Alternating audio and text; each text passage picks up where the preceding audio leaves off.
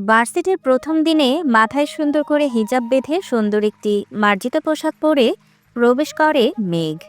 আশেপাশে তাকিয়ে দেখে এখানে যারা আছে তাদের সাথে সে খুব বেমানান। কারণ মেয়েদের যে ড্রেস আপ সেগুলো তার খুব অপছন্দের। সে বড়লোক বাপের কন্যা হলেও উশৃঙ্খল পোশাক তার কখনোই পছন্দ ছিল না। সে সবসময় মার্জিতভাবেই চলাফেরা করতে পছন্দ করে। তাই কোনো কিছু পাত্তা না দিয়ে নিজের ক্লাসরুমটি খুঁজে সেখানে গিয়ে বসে পড়ল। কিছু সময় পর তার বন্ধু ও বান্ধবী চলে এলো। ওরা হলো শিশির, সাগর আর দিয়া। ওরা কলেজ থেকে একসাথে পড়ে। চারজনের খুব ভালো বন্ডিং। মেঘকে শান্ত ও ভদ্র মনে হলেও দুষ্টুমিতে শয়তানের নানি সে। মেঘরা দুই ভাই বোন।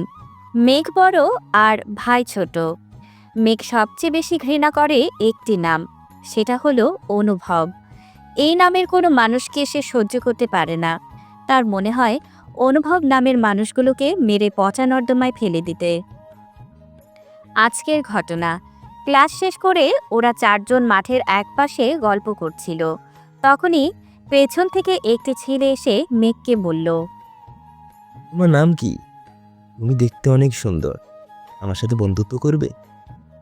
মেঘ উঠে দাঁড়িয়ে ছেলেটিকে ভালোভাবে দেখে তারপর জিজ্ঞেস করে। আপনার নাম কি? ছেলেটা বলে। অনুভব। তখনই মেঘের মাথা গরম হয়ে যায়। নিজের ব্যাগ থেকে পানির বোতল বের করে ছেলেটির মাথায় ঢেলে দেয় আর বলে নিজের নাম চেঞ্জ করে আকিকা দিয়ে নতুন নাম রাখতে, কারণ এ নাম তার পছন্দ না। যদি নাম না পরিবর্তন করতে পারে তাহলে যেন তার সামনে কখনো না আসে। ছেলেটা মেঘের কাছে পুরাই হতভম্ব হয়ে গেছে। ছেলেটা মেঘকে পাগল বলে সেখান থেকে চলে যায়। এদিকে সাগর ওরা এই কাণ্ড দেখে মুখ টিপে হাসতে লাগলো। ওরা জানে এমনটাই হবে, কারণ এর আগেও মেঘ এমন অনেকবার করেছে। কিন্তু এর পেছনের রহস্য ওদেরও অজানা। মেঘ যদি বলবে না, তাহলে কেউ ওই কথা ওর মুখ থেকে বের করতে পারবে না। নিজের রাগকে নিয়ন্ত্রণ করতে মেঘ ওর বন্ধুদের নিয়ে ফুচকা খেতে যায়। অনেক বেশি ঝাল দিয়ে মেঘ ফুচকা খাচ্ছে। ঝালের চোটে দু চোখ বেয়ে জল পড়ছে আর কান দিয়ে ধোঁয়া বের হচ্ছে। তবুও খাওয়া বাদ দেয়নি। মুখটা একসময় পুরো লাল হয়ে গেছে। ঠিক সে সময় মুখের সামনে পানির বোতল দেখতে পেল। কে ধরেছে তা না দেখেই মেঘ পানির বোতল নিয়ে ঢকঢক করে পানি খেয়ে নিল। পানি খাওয়া শেষে ধন্যবাদ দেওয়ার জন্য মুখ খোলার আগে কানে ভেসে এলো গম্ভীর পুরুষালী কণ্ঠস্বর। ছেলেটা বলছে, তুমি কি ইডিয়েট? ছোট বাচ্চা, দেখে তো মনে হচ্ছে ভার্সিটিতে পড়ো, কিন্তু মাথায় তো বুদ্ধির ছিটে ফোটাও নেই। বুদ্ধি ছাড়া কাজকর্ম করো। এত ঝাল দিয়ে কেউ খায়? কবেটা একটা। এ বলে হনহন করে চলে গেল। মেঘে যেন ছেলেটার কথাগুলো বুঝতে অনেক সময় লাগলো। এত দ্রুত সব হয়েছে যে কি রিয়াকশন দেবে তা ভুলে গেছে। এখনো হাঁ করে ছেলেটার যাওয়ার দিকে তাকিয়ে আছে। দিয়ার ধাক্কা পেয়ে মেঘের হুঁশ ফেরে। ছেলেটাকে চিনিস? বিনা পয়সায় এতগুলো উপদেশ দিয়ে গেল তোকে, সাথে বোকা ফ্রি। দিয়ার কথা শুনে সাগর ও শিশির মুখ টিপে হাসছে। ওরা জানে জোরে হাসলে বিপদ আছে। মেঘ রাগী চোখে ওদের দিকে তাকালো। তারপর কিছু না বলে বাসায় চলে গেল। পরের দিন মেঘ ওরা যখন ক্লাসে বসে আছে তখন প্রিন্সিপাল স্যারও সাথে কালকের ছেলেটি প্রবেশ করলো। ছেলেটি দেখতে অনেক স্মার্ট, চোখ দুটো অনেক গম্ভীর আকারের। তাকিয়ে থাকা যাবে না, চোখ দিয়ে মানুষ খুন করতে পারে। চুলগুলো জেল দিয়ে সেট করা, ক্লিন শেপ, পরনে কালো রঙের শার্ট আর প্যান্ট। মেয়েরা যেন চোখ দিয়ে গিলে খাবে এমন অবস্থা। কিন্তু মেঘের তা দেখে রাগ উঠে গেছে। কালকের কথাগুলো কানে বাজছে। কেউ খারাপ ব্যবহার করলে মেঘটা মেনে নিতে পারে না। প্রিন্সিপাল স্যার বললেন, উনি তোমাদের ইংরেজি প্রভাস্কর, ফরাজ খান অনুভব। অনুভব নাম শুনে মেঘের মাথায় আগুন জ্বলে উঠল। আর কি কথা শুনবে? কানে তো আর কোনো কথা পৌঁছানোর উপায় নেই। এই অনুভব নামের লোকটাকে তার সহ্য করতে হবে, তার ক্লাস করতে হবে। এটা কিভাবে মানা যায়? যে নামের মানুষ থেকে সে সর্বদা দূরে থেকেছে, ঘৃণা করেছে, আজ সেই নামের মানুষকে সম্মান দেওয়া, এটা কখনো সম্ভব নয়। অনুভব মানে খারাপ মানুষ, যে কিনা মানুষদের আঘাত করতে পারে, মিথ্যা অপবাদ দিতে পারে, পরিবার ভাগ করতে পারে। তাদের সম্মান করা যায় না। চোখ বন্ধ করে বড় বড় শ্বাস নিতে থাকে মেঘ, নিজেকে শান্ত করার চেষ্টা যাকে বলে। দীর্ঘদিনের জমানো অভিমানটা এখন ঘৃণায় পরিণত হয়েছে। আপনজনের কাছ থেকে পাওয়া কষ্ট, মিথ্যা অপবাদ সহজেই ভোলা যায় না। তাই রাগটা কমাতে চাচ্ছে, কিন্তু মেঘ তা পারছে না। প্রিন্সিপাল স্যার তার কাজ শেষ করে চলে গেলেন, কিন্তু অনুভব তার কাজের দায়িত্ব পালনের জন্য রয়ে গেলেন। অনুভব তার পরিচয় দিতে লাগলেন, কিন্তু মেঘ তার দুনিয়ায় ব্যস্ত। অনুভবের কোনো কথা তার কান পর্যন্ত পৌঁছাচ্ছে না। যদি পৌঁছাতো তাহলে যে কি তা হতো আল্লাহ মালুম। অনুভব প্রথম দিন বলে সবার সাথে পরিচয় পর্ব শেষ করে নিচ্ছে। সবার নাম, কোথায় থাকে, কোথা থেকে পড়ে, এখানে ভর্তি হয়েছে ইত্যাদি বিষয়গুলো জিজ্ঞেস করছে। হঠাৎ অনুভবের চোখ গেল পেছনের দিকে বসা মেঘের ওপর। মেঘের চোখ মুখ লাল হয়ে আছে, দেখে বোঝা যাচ্ছে খুব রেগে আছে। ভালো করে খেয়াল করতে অনুভব দেখল মেয়েটা অত্যন্ত মায়াবী চেহারার অধিকারী। গোলগাল মুখে চোখ দুটো অনেক বেশি দৃষ্টিকারে। মুখটা অনেক চেনা জানা কারো সাথে মেলে, আগে কোথাও দেখেছে বলে মনে হচ্ছে। হঠাৎ তার কালকের কথা মনে হলো, তারপর মুখে বাঁকা একটা হাসি দিল। রাগের কারণটা বুঝতে পেরেছে বলে। সবাইকে জিজ্ঞেস করা শেষে যখন অনুভব মেঘকে জিজ্ঞেস করতে এলো, তখন মেঘ অনুভবকে বলল, আমি একটু বাইরে যাব, কাজ আছে। এ বলে বাহিরে চলে গেল। আসলে মেঘ দুষ্ট কিন্তু বেয়াদব না, তাই নিজের রাগ আর জেদ বজায় রাখতে বাহিরে চলে এলো। কোনো সিনক্রেট করতে চায় না সে। অনুভব মেঘের যাওয়ার দিকে হা করে তাকিয়ে রইল, আর মনে মনে ইডিয়েট বলে বকা দিল। তারও অনেক রাগ হলো। ঠিকভাবে ক্লাসটা শেষ করলো। অনুভব যাওয়ার পর দিয়া ওরা দ্রুত ক্লাস থেকে বের হয়ে গেল। ওরা জানে মেঘ অনেক রেগে আছে, মাঝে মধ্যে রাগের বশে নিজের হুঁশ হারিয়ে ফেলে। আজকের বিষয়টা যে সে কিভাবে হ্যান্ডেল করবে তা কেউই বুঝতে পারছে না। অনেকক্ষণ খোঁজাখুঁজি করার পর মেঘকে ওরা ক্যান্টিনে দেখতে পেল। মেঘ এক প্লেট কাঁচামরিচ নিয়ে বসে আছে। বসে আছে বললে ভুল হবে, রাগ কমাতে সে কাঁচামরিচ খেয়ে যাচ্ছে। দেখ মেঘ বোন, এমন পাগলামো করিস না। এভাবে কাঁচামরিচ খেলে তো নিজেরই ক্ষতি হবে। একটু বোঝার চেষ্টা কর। দুনিয়াতে একটা নামে সব মানুষ খারাপ হয় না, ভালো মন্দ মিলেই তো মানুষ। একজনের রাগ অন্যজনের উপর কেন খাটাবি? এটা অন্যায় হবে। মেঘ শিশিরের দিকে অগ্নিদৃষ্টি নিয়ে তাকালো, তারপর বলল, মানুষ চিনেছ আমাকে? মানুষ? হ্যাঁ, ছোট একটা বাচ্চাকে যখন চোর উপাধি দিয়ে তার পরিবার সহ আলাদা করে দেয়, তখন ছোট বাচ্চাটা চিৎকার করে বলতে থাকে, আমি চুরি করিনি, আমায় দোষ দিও না, তোমরা ভুল বুঝছো। নিজের আপন মানুষগুলো তা না শুনে ওই গালে চড় মেরেছিল।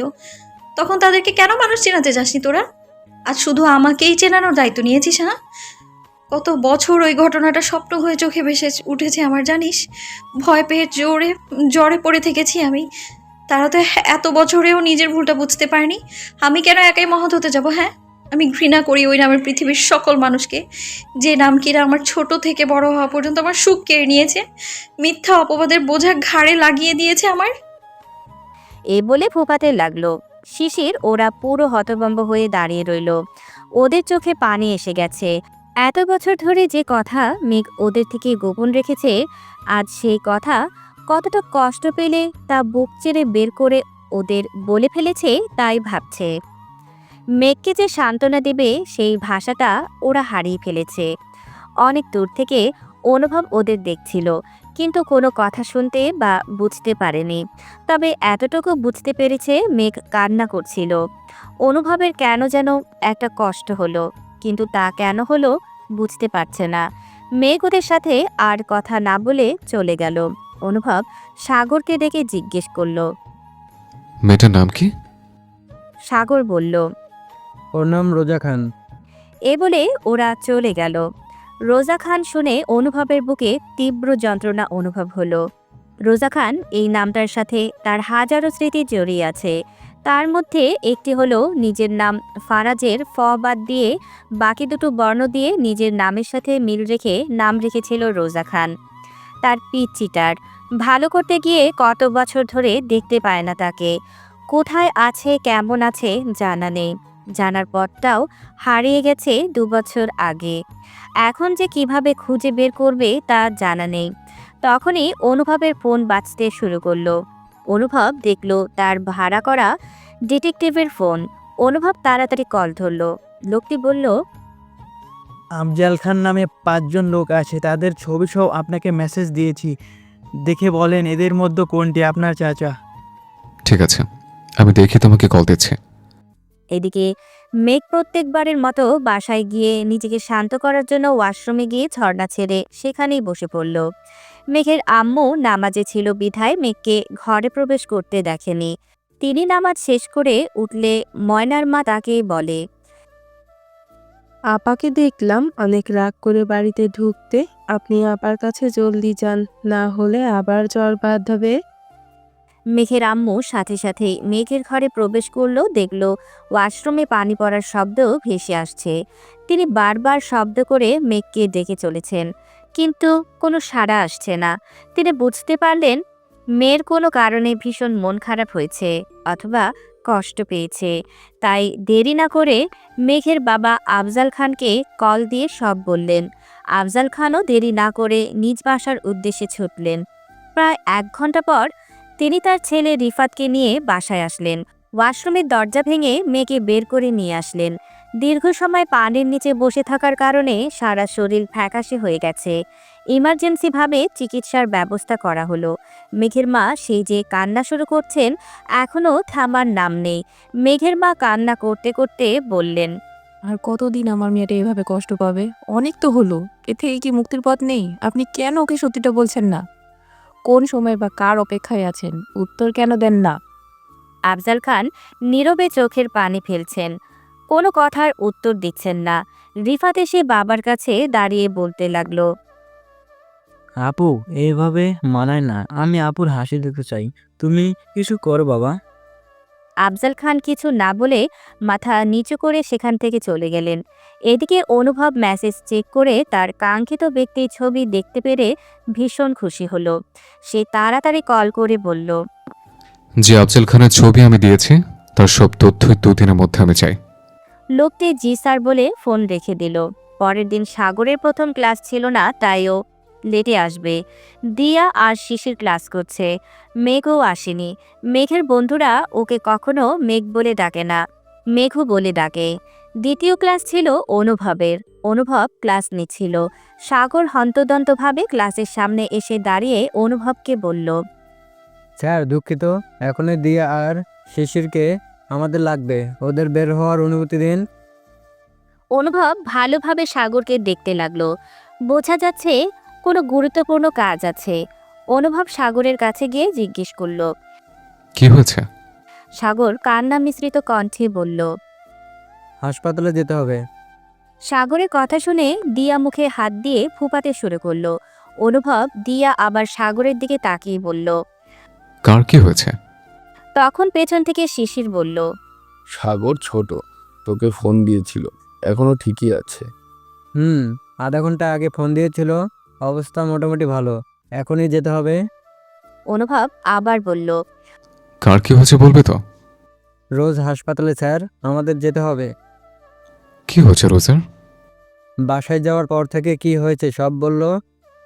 মেয়েটা এমন কেন করেছে? কার উপরে তো ডাক্তার? অনুভব মাথা নেড়ে যাওয়ার অনুমতি দিল আর মনে মনে বলতে লাগলো, মেয়েটা আসলে একটা ইডিয়েট। এত রাগ থাকা মোটেও ভালো না। অনুভব ওরা যাওয়ার পর ক্লাসটা নিল, কিন্তু মনের মধ্যে কেমন যেন খচখচ করতে লাগলো। রোজা মেয়েটার সম্পর্কে জানার আগ্রহ হলো প্রচুর। অনুভব ক্লাস থেকে বের হওয়ার সময় ওদের কারো ফোন নাম্বার আছে কিনা জিজ্ঞেস করলো, কিন্তু কারো কাছে না থাকায় হতাশ হলো। এদিকে ওরা হাসপাতালে পৌঁছে দেখলো মেঘ ঘুমাচ্ছে। ওর মা বাবা আর ছোট বসে আছে। রিফাতকে ওরা ভালোবেসে ছোট ডাকে। রিফাত ওদের দেখে কাছে এলো। দিয়া মাথায় হাত বুলিয়ে বলল, কিছু হবে না, আমরা আছি। তুমি কালকে কেন কল দাওনি? কালকে আপুর অবস্থা দেখে আমরা সবাই ভয় পেয়ে যাই, আর অনেক রাত হাসপাতালে, আর ওনাকে রাতে হাসপাতালে আনা হয়, তাই আর ফোন দেইনি। এরপর থেকে যাই হোক না কেন আগে কল দিবা, পরেরটা পরের চিন্তা। রিফাত মাথা নেড়ে হ্যাঁ বোঝালো। একদিন পরে মেঘকে হাসপাতাল থেকে রিলিজ দেওয়া হয়, কিন্তু দুর্বলতার কারণে ও ভার্সিটিতে যায় না। সাগর ওরা ক্লাস করে সব পড়া ওকে দেয়। অনুভব সাগরের কাছ থেকে মেঘের খোঁজ নিয়েছে, কিন্তু ব্যস্ততার কারণে সাগরের কাছ থেকে মেঘের কাহিনী শোনার সময় পায়নি। 7 দিন পর আজ আকাশ অনেকটা মেঘাচ্ছন্ন হয়ে আছে। অনুভব আজ গাড়ি নিয়ে যাচ্ছে তার চাচা আফজাল খানের সাথে দেখা করতে। কাল রাতে তার ডিটেকটিভ সব তথ্য দিয়েছে, এমনকি বাড়ির ঠিকানাও, কিন্তু সে বাড়ি আগেই যাবে না, তাই অফিসে যাচ্ছে দেখা করতে। কিন্তু হঠাৎ করে তুমুল জোরে ঝড় উঠে এসেছে, ধুলো দিয়ে চারপাশ ভরে গেছে, কিছুই দেখা যাচ্ছে না। অনুভব গাড়ি একপাশে ব্রেক করার আগেই বিকট শব্দ তার কানে এসে লাগলো। মাথায় কিছুর সাথে লেগে ব্যথা পেয়েছে, রক্ত গড়িয়ে পড়ছে। এর মধ্যে বাইরে বৃষ্টি শুরু হয়েছে। অনুভব দেখলো তার গাড়ির জানালা দিয়ে কেউ তাকে ডাকছে বা গাড়ি খোলার চেষ্টা করছে। অনুভব নিভু নিভু চোখ গাড়ির দরজা খুলে দিতে সক্ষম হলো। দেখলো মেঘ দাঁড়িয়ে আছে আর কে যেন বলছে। সে কিছুই বুঝতে পারল না, জ্ঞান হারিয়ে ফেলল। একটু আগের ঘটনা। মেঘের খুব মন খারাপ হচ্ছিল, তাই সে তার দাদার কবরত জিয়ারত করার জন্য এদিকে আসে। কিছু সময় কবরস্থানের বাইরে দাঁড়িয়ে থাকে, এটা তার অভ্যাস। যখন দেখল ঝড় উঠতে শুরু করেছে, তখন সে হাঁটা শুরু করে নিরাপদ কোনো স্থানে যাওয়ার জন্য। কিন্তু দেখতে পায় একটা ট্রাক হঠাৎ করেই একটা গাড়িকে ধাক্কা দেয়। মানবতার খাতিরে সে সাহায্যের জন্য এগিয়ে যায়। যখন অনুভব গাড়ি খোলে, তখন অনুভবকে দেখে সে থমকে যায়, কিন্তু বিবেকের কাছে সে হেরে যায়, তাই সাহায্য করার জন্য হাত বাড়ায়। বর্তমান অনুভবের যখন জ্ঞান ফেরে, তখন সে নিজেকে হাসপাতালে আবিষ্কার করে। মাথায় ব্যান্ডেজ, হাতে স্যালাইন চলছে। অনুভব নার্সকে বলে। আমি এখানে কিভাবে এলাম? তখন নার্স বলে, একটা মেয়ে আপনাকে হাসপাতালে এনেছে, আপনাকে রক্তও দিয়েছে। অনুভব বলে, মেয়েটা এখন কোথায়? আপনি বিপদমুক্ত আছেন শুনেই চলে গেছে, কিন্তু একটা ছেলে দাঁড়িয়ে আছে বাইরে, মনে হয় মেয়েটার কিছু হয়, আপনি চাইলে ডাকতে পারি। আপনি ছেলেটাকে ভেতর আসতে বলুন। একটু পর একটা ছেলে ভেতরে প্রবেশ করে। অনুভব ছেলেটাকে দেখে বলে, সাগর, তুমি এখানে? সাগর কেবিনে ঢুকে অনুভবকে সালাম দিল আর বলল, স্যার, আপনি এখন কেমন আছেন? অনেক ভয় পেয়েছিলাম স্যার। অনুভব মৃদু হেসে বলল, আমি ঠিক আছে। তুমি এখানে কিভাবে এলে? রোজা আপনাকে অ্যাক্সিডেন্ট হতে দেখেছিল, তাই ও আপনাকে নিয়ে এখানে এসেছে। আপনার রক্তের প্রয়োজন হয়েছিল, রক্তও দিয়েছে। আমাকে ফোন দিয়ে সব বলে। পরে আমি চলে আসি, এসে দেখি ও অনেক ভিজে গেছে বৃষ্টিতে, তাই ওকে বাড়ি পাঠিয়ে দিয়েছি আর বলেছি নিজের যত্ন নিতে। অনুভব মনে মনে বলতে লাগলো, মেয়েটাকে যতটা ইডিয়েট ভাবছিলাম ততটা নয়, বরং ভালো মনের অধিকারী। নিজে অসুস্থ শরীর নিয়েও রক্ত দিয়েছে, ভাবা যায়। কিন্তু অনেক জেদি আর রাগী। সাগর আবার বলে, স্যার, আপনার বাড়ির মানুষদের খবর দিতে হবে, নাম্বার দেন, ফোন দেই। অনুভব মুখে রহস্যময় হাসি দিয়ে বলে, দিতে হবে না, আমি পরে যোগাযোগ করে নেব। সাগর আর কথা বাড়ায় না। কিছু সময় থেকে সেও চলে যায়। 2 দিন পর অনুভব আজ ভার্সিটিতে এসেছে। অনুভব ক্লাস নিতে ক্লাসে ঢুকতে যাবে, দেখল মেঘ ক্লাস থেকে বের হয়ে যাচ্ছে। অনুভব ক্লাসে না ঢুকে দাঁড়িয়ে মেঘকে ডাক দিল। মিস রোজা, আপনি কোথায় যাচ্ছেন? মেঘ অনুভবের কথায় দাঁড়িয়ে যায়, কিন্তু কিছু বলে না। অনুভব মেঘের সামনে এসে দাঁড়িয়ে বলে, আপনার সাথে আমার তো কোনো শত্রুতা নেই, তাহলে আপনি কেন আমার ক্লাস করেন না? পড়ালেখা গ্যাপ পড়ে যাবে, রেজাল্ট খারাপ হবে, মা বাবাকে কি জবাব দেবেন? যদি এমন হতো আমি মাত্র 7 দিন ক্লাস নেব, তা তো নয়, পুরো 1 বছর। এমনও হতে পারে দ্বিতীয় বছরেও আমাকেই পেলেন, তখন কি করবেন? যদি আপনার আমাকে পছন্দ না হয়, সমস্যা নেই, চোখ বন্ধ করে ক্লাস করুন। তবুও বলবো, আপনার ভবিষ্যতের জন্য ক্লাস করাটা জরুরি। এভাবে নিজের ক্ষতি করবেন না। মেঘ তবুও কিছু না বলে শান্তভাবে ক্লাসের দিকে এগিয়ে যেতে লাগলো। তখন আবার অনুভব বলল, আপনাকে অনেক ধন্যবাদ সেদিন আমাকে সাহায্য করার জন্য। আপনি আমাকে ঋণী করে রেখেছেন। মেঘ তবুও কিছু না বলে ক্লাসে ঢুকে গেল। মেঘকে দেখে দিয়া ওরা অবাক হয়ে গেল। কারণ ওরাও একটু আগে অনেক বুঝিয়েছিল কিন্তু কাজ হয়নি। এখন ওকে দেখে ভীষণ খুশি হলো। যাই হোক, সময়ের সাথে একটু হলেও মানিয়ে নেওয়ার চেষ্টা করছে, তাই ওরা আর কিছু ওকে বলল না। অনুভবও মনে মনে ভীষণ শান্তি অনুভব করলো যে সে মেয়েটাকে বোঝাতে সক্ষম হয়েছে। এখন কথা না বললেও ভবিষ্যতে ওটাও সক্ষম করতে সফল হবে। এই ভেবে ক্লাস নিতে আরম্ভ করলো। অনুভব খেয়াল করলো মেঘ একবারের জন্য তার দিকে তাকায়নি, কিন্তু খাতায় পড়াগুলো ঠিকই লিখে রাখছে। মনে মনে ভাবল সাগরকে ডেকে কথা বলে সব জানতে হবে, কিন্তু আজ তার সময় নেই। চাচার সাথে দেখা করতে যাবে, অনেক দায়িত্ব তার, একজনের মান ভাঙাতেও হবে। এ মনে করে বাঁকা হাসল অনুভব। ক্লাস শেষ করে চলে গেল। এদিকে মেঘরাও সব ক্লাস করলো। ক্লাস শেষে শিশির বলল, মেঘ, তুই যে নিজের রাগ আর ঘৃণাকে একপাশে রেখে মানিয়ে নিতে শিখতে শুরু করেছিস, এতে আমরা অনেক খুশি। পৃথিবীর এক মানুষের জন্য সব মানুষকে বিচার যেমন করা যায় না, তেমনি নিজের ক্ষতি হবে জেনেও সে কাজ করা কঠিন, সে কাজ করা ঠিক না। যার যার শাস্তি আল্লাহ তাকে ঠিক সময় ফেরত দেবে, চিন্তা করিস না। মেঘ হুম বলে চলে গেল। এদিকে অনুভব তার চাচার সাথে দেখা করতে অফিসের সামনে চলে এসেছে। বুকটা হঠাৎ ধুকপুক করা শুরু করেছে। কিভাবে কোথা থেকে শুরু করবে তাই ভাবছে। চাচাও যদি তাকে ঘৃণা করে তাহলে তার পিচ্চিটার মান ভাঙাতে সে পারবে না, কিন্তু তা তো মান ভাঙাতেই হবে। কত বছর দেখা হয় না, অনেক বড় হয়ে গেছে এখন, দেখলে কি চিনতে পারবে? এসব ভাবতে ভাবতে অফিসে প্রবেশ করলো। অফিসে ঢুকতেই অনুভব দেখল একটা লোক ভয়ে দৌড়াদৌড়ি করছে। অনুভব অন্য একটা লোককে জিজ্ঞেস করলো। আচ্ছা, ওই লোকটি এমন করছে কেন? আর লোকটা কে? সেই লোকটি বলল, ইনি হলেন ম্যানেজার স্যার। ম্যাডাম এসেছে তাই ভয়ে দৌড়াচ্ছে। ম্যাডাম এখন বুট মিটিং করবে, তাই এই অবস্থা। অনুভব আবার জিজ্ঞেস করলো, ম্যাডাম কে? এটা আফজল খানের অফিস না? জি, এটা তার অফিস, কিন্তু স্যার কাল বিকেলে ঢাকার বাইরে গেছেন, 2 সপ্তাহ পরে আসবেন। তাই তার মেয়ে মানে ম্যাডাম অফিস দেখাশোনা করবেন। ম্যাডামের বয়স কম হলেও বাবার সাথে থেকে থেকে অনেক বুদ্ধিমতী ও দক্ষ হয়ে উঠেছে। অনুভব মনে মনে চিন্তা করলো তার পিচ্চি বুড়িটা এত বড় হয়ে গেছে, অত কিছু শিখে ফেলেছে।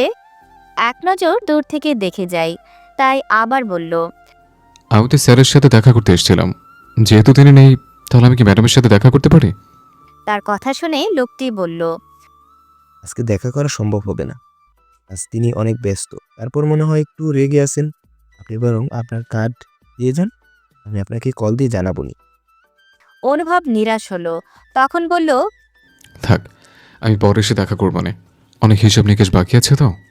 এ বলে মুখটা ভার করে অনুভব অফিস থেকে বের হয়ে গেল। এদিকে মেঘ মিটিং শেষ করলো। তারপর মোটামুটি সব কাজ গুছিয়ে সিসিটিভি ক্যামেরা দিয়ে সারাদিনের সব কিছু চেক করতে শুরু করলো। কারণ তার বাবা আফজাল খান ওকে বলেছে যে মানুষকে বিশ্বাস করবা, কিন্তু অন্ধের মতো নয়। মানুষ আপন সেজে ছুরি চালায়, আর ব্যবসার ক্ষেত্রে চোখ মুখ কান সর্বদা সজাগ রেখে কাজ করতে হয়। বিপদ বলে কয়ে আসে না। বাবার থেকে সব গুণ সে শিখেছে, তাই বাবার নির্দেশ অনুযায়ী এটা প্রতিদিন সে করে। সিসিটিভি ক্যামেরা চেক করার সময় মেঘ দেখল একটা লোক তার কর্মচারীর সাথে অনেকক্ষণ কথা বলে চলে গেল, কিন্তু লোকটির মুখ দেখতে পাওয়া যায়নি। তারপর সে লোকটির মুখ দেখার জন্য বারবার টেনে টুনে ভিডিওটা দেখতেই দেখল এটা তার গুণধর অনুভব স্যার। অনুভবকে অফিসে দেখে মেঘের রাগ হলো। কেন রে, তুই কেন বারবার সঙ্গের মতো আমার সামনে আসবি? দুনিয়াতে কি মানুষ নেই আর? সেদিন বাবা রাত্রে তাকে বারবার বুঝিয়েছে, এভাবে নিজের ক্ষতি করে ক্লাস মার দিও না। সব পরিস্থিতিতে তোমাকে মানিয়ে চলতে হবে। তাছাড়া ব্যবসাটাও তোমাকেই সামলাতে হবে। মেয়ে হয়েছে বলে শুধু রান্না করবা তা নয়, সবার সেটা হতে হবে। বাবার কথাগুলো শুনে তাই সে অনুভবের কথা আর তার বাবার কথা মাথায় রেখে ক্লাস করেছে, কিন্তু নিজের জেদও বজায় রেখেছে। কিন্তু এখানে কেন এসেছে সেটা মানতে পারছে না। মেঘ তার ওই কর্মচারীকে ডেকে পাঠায় আর সব জিজ্ঞেস করে। কর্মচারীটি সব ঘটনা খুলে বলে। মেঘ এতে নিশ্চিত হয়েছে যে অনুভব জানে না যে এটা মেঘদের অফিস।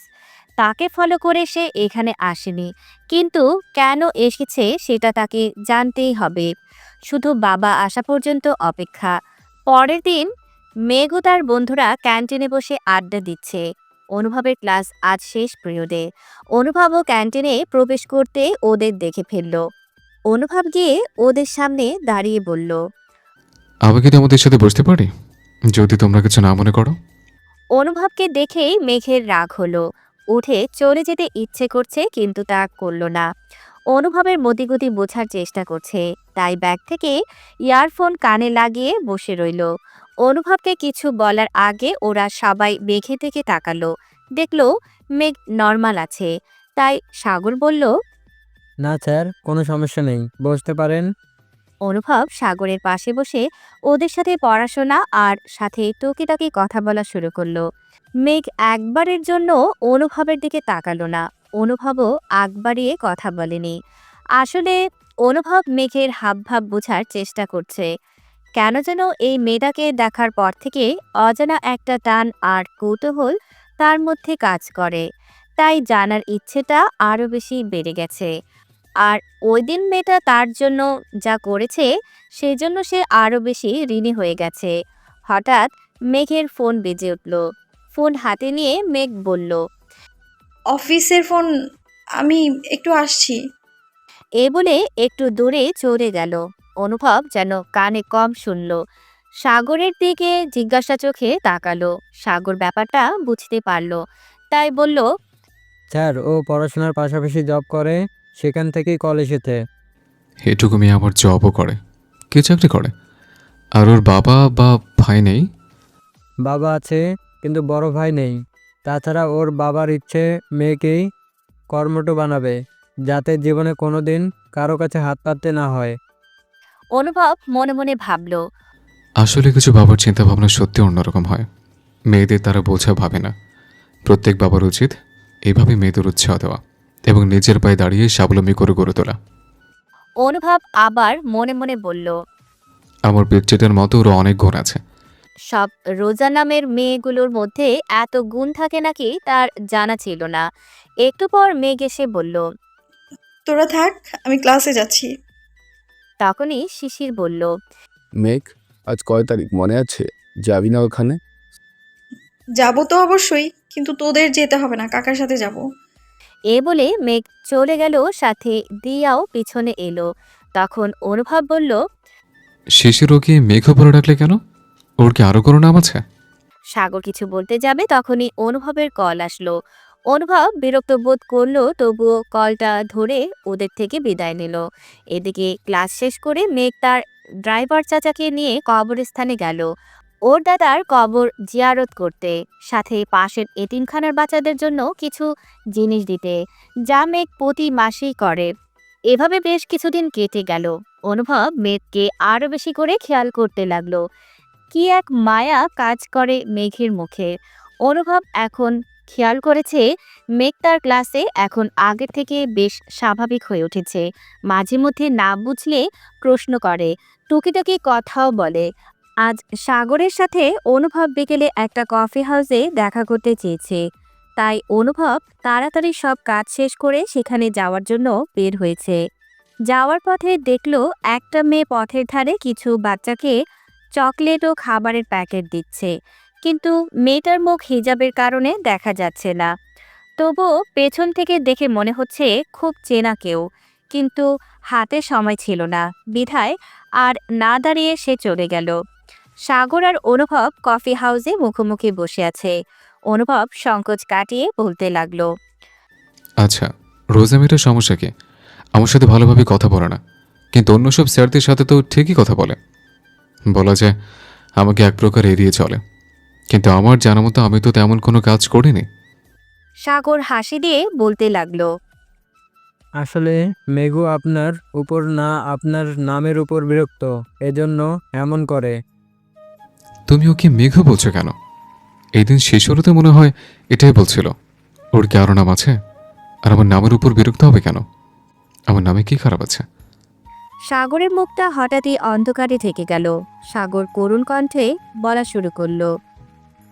আসলে স্যার, অনুভব নামের ওর জীবনে কেউ ছিল যে কিনা ছোটবেলায় ওকে কোনো মিথ্যা অপবাদ দিয়েছিল, যে আঘাতটা ওর মনে এমনভাবে প্রভাব ফেলে যে ওর ওই অনুভব নাম শুনলে রেগে যায়। তাকে উচিত একটা শিক্ষা দেওয়া পর্যন্ত ওর মাথা ঠান্ডা হয় না। তাই আপনাকে সম্মান দেখাতেও পারছে না, আবার নিজের রাগও মেটাতে পারছে না, এই জন্য এমন করছে। কিন্তু জানেন স্যার, ওর মনটা অনেক ভালো। নিজের মানুষের সমস্যাগুলো সব বলার আগেই সমাধান করে দেয়। ওর দাদু মারা যাওয়ার পর থেকে আরও কেমন জানি হয়ে গেছে। ওর দাদুকে অনেক বেশি ভালোবাসতো, কিন্তু কখনো দাদুকে দেখতে যায়নি। কেন জানি সেটা আমরা জানি না। দাদু মারা যাওয়ার আগে আর নিজেকে ধরে রাখতে পারেনি, হাসপাতালে ছুটে গিয়েছিল। তারপর থেকে কেমন জানি হয়ে গেছে। এদিকে সাগরের কথা শুনে অনুভবের হাত পা ঠান্ডা হয়ে গেছে। মুখের ভাষা যেন হারিয়ে ফেলেছে। নিজেকে এতটা অসহায় কখনো অনুভব করেনি। তার আর বুঝতে বাকি নেই এটাই তার পিচ্চি। তবুও নিজেকে স্বাভাবিক ও শান্ত রেখে কাঁপা গলায় বলল, ওর পুরো নাম কি? আর ওর বাবার নাম কি? রোজা খান মেঘ। আমরা ওকে সবাই মেঘু বলে ডাকি। আমরা ছাড়া মেঘু নামে কেউ ডাকুক এটা ওর পছন্দ না, তাই মেঘ নামটা কাউকে বলা হয় না। ওর বাবার নাম আফজাল খান, দেশের বিখ্যাত ব্যবসায়ীদের মধ্যে একজন, কিন্তু ও নিজের বাবার অফিসে বেতনভুক্ত কর্মচারীদের মতো চাকরি করে। সবকিছু শুনে অনুভবের চোখে আনন্দে ও কষ্টে চোখে জল এসে গেছে। নিজের চোখের পানিটুকু অতি গোপনে আড়াল করে রেখেছে। সাগর অনুভবকে খেয়াল করতে বলল। স্যার, আপনি ঠিক আছেন? আপনাকে কেমন জানি লাগছে। অনুভব মাথা নেড়ে বলল। না, ঠিক আছে। অনুভব আরও কিছু বলতে যাবে, তার আগে সাগর বলল। মেঘু এখানে। অনুভব সাগরের কথা শুনে মাথা ঘুরিয়ে পিছনে তাকালো, দেখলো মেঘ একটা ছেলের সাথে হেসে হেসে ভেতরে প্রবেশ করছে। ছেলেটা দেখতে বেশ হ্যান্ডসাম আর সুন্দরও। তারপর অনুভব মেঘের দিকে তাকালো, দেখলো ছেলেটার সাথে বেশ খুশি মনে কথা বলছে। মেঘের পোশাক খেয়াল হতেই অনুভব বুঝলো তখন রাস্তায় যে মেয়েটাকে ওর চেনা মনে হয়েছিল সে মেয়েটা আর কেউ ছিল না, সেটা মেঘই ছিল। ছেলেটার সাথে মেঘ অন্যদিকে গিয়ে বসলো। মেঘ ওদের খেয়াল করেনি। অনুভবের ভাবার মাঝে সাগর বলল। স্যার, এখন তাহলে আমি আসি। তখন অনুভব বলল। মেঘের সাথে ছেলেটাকে তুমি চেনো? কে ছেলেটি? সাগর মুখে আনন্দের হাসি ফুটিয়ে বলল। শুভ ভাইয়া। তার নামটা শুভ না, শুধু উনি মানুষটাই অনেক শুভ। মেঘের জন্য মেঘ শুভ ভাইয়া বলতে অজ্ঞান। ওর বাবার বন্ধুর ছেলে 1 মাসের জন্য ইতালি গিয়েছে, আজই মনে হয় ফিরেছে। স্যার, তাহলে আমি এখন ওদের কাছে যাই। আর একটা কথা, আমি যে আপনার এত কথা বলেছি প্লিজ কাউকে বলবেন না। এটা অনুভব মাথা নেড়ে হ্যাঁ বোঝালো। সাগর ওদের কাছে চলে গেল, কিন্তু ওই ছেলের সাথে এত হাসাহাসি মেঘের অনুভব তা সহ্য করতে পারছে না। তার পিচ্চিটার বিশেষ কেউ এটা ভেবেই মাথা ফেটে যাচ্ছে। মেঘ আর শুভ টেবিলে বসে হাসাহাসি করছিল। তখন সাগর ওদের সামনে গেল। সাগরকে দেখে শুভ বলল। আরে ইয়াং ম্যান, তুমি কোথা থেকে এলে? কেমন আছো? আর বাকি দুইজন কই? একসাথে কয়টা প্রশ্ন করবেন ভাইয়া? আগে তো বসতে বলবেন, তা না করে জেরা শুরু করেছেন। আমি তো বেচারা মানুষ, একটা জিপ তো খুঁজে দিলেন না, কিন্তু নিজেরটা তো পাকা বন্দোবস্ত করেছেন। এটা কি ঠিক? এটা কি আমার দোষ? তোমরা এই যুগের পোলাপান হয়ে একটা জিএফ বানাতে পারলে না, সেটা তোমাদের ব্যর্থতা। এত সুন্দর চেহারা দিয়ে কি লাভ তাহলে? তখন সাগর আবার কিছু বলতে যাবে, তার আগেই মেঘ বলল। আরে থামো তোমরা, কথা বলার আর কিছু পাও না তোমরা? তুই এখানে কিভাবে? তোর তো এখানে থাকার কথা না। একটা কথা ছিল, তাই এখানে এসেছিলাম। তোদের দেখতে পেয়ে চলে এলাম।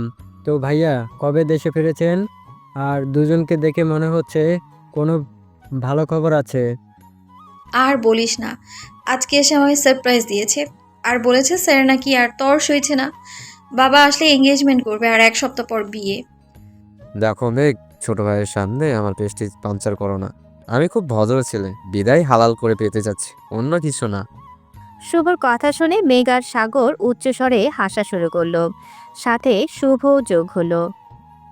ভাইয়া আপনি কিভাবে পেটালেন আমি জানতে চাই, তাহলে আমি একটা জিএফ বানাতে পারবো। তাহলে আমি মেঘের দিকে তাকিয়ে ডেমো দেখাই, তুমি শিখে নাও। আচ্ছা ভাইয়া। শুভ মেঘের দিকে তাকিয়ে বলতে শুরু করলো। মেয়েদের কখন সুন্দর লাগে জানো? যখন তার চোখ হাসে। মেয়েদের কখন সুন্দর লাগে জানো? যখন তার চোখে মোটা করে কাজল দেয়। মেয়েদের কখন সুন্দর লাগে জানো? যখন তার চোখে মোটা চশমা পরা থাকে। মেয়েদের কখন সুন্দর লাগে জানো? যখন সে বিশ্বাসের চোখে কারোর দিকে তাকায়। মেয়েদের কখন সুন্দর লাগে জানো? যখন সে অশ্রু ভেজা মায়াবী চোখে তাকিয়ে থাকে। শুভ আরো কিছু বলতে যাবে, তখনই মেঘ হাত উঠিয়ে শুভকে বলতে লাগলো। আর প্রেম বাক্য শোনাতে হবে না, সব কয়টা বাদর আমার ঘাড়ে এসে পড়েছে, এগুলোর জ্বালায় একদম শেষ আমি। তুই তো দিলি সব মাটি করে। এত সুন্দর কথা শুনলে তো সব মেয়েরা প্রেমে পড়তে বাধ্য, আর তুই হলি আনরোমান্টিক করলার জুস। আমরা ভালো দেখে তোকে সাথে রাখছি, নিজেকে ধন্য মনে কর। এ বলে সাগর হাসা শুরু করলো। এদিকে আড়ালে বসে অনুভব সব কথা শুনছিল ওদের, আর রাগে ফেটে পড়ছিল। কেন এত রাগ হচ্ছে সে বুঝতে পারছে না, তবে এতটুকু বুঝতে পেরেছে পিচিটার জীবনে অন্য কেউ ভালোভাবে দখল করেছে, আর সাগরের কথা অনুযায়ী তার জন্য ঘৃণা, রাগ, অভিমান জন্মেছে। তা তাকে যে করেই হোক মেটাতে হবে।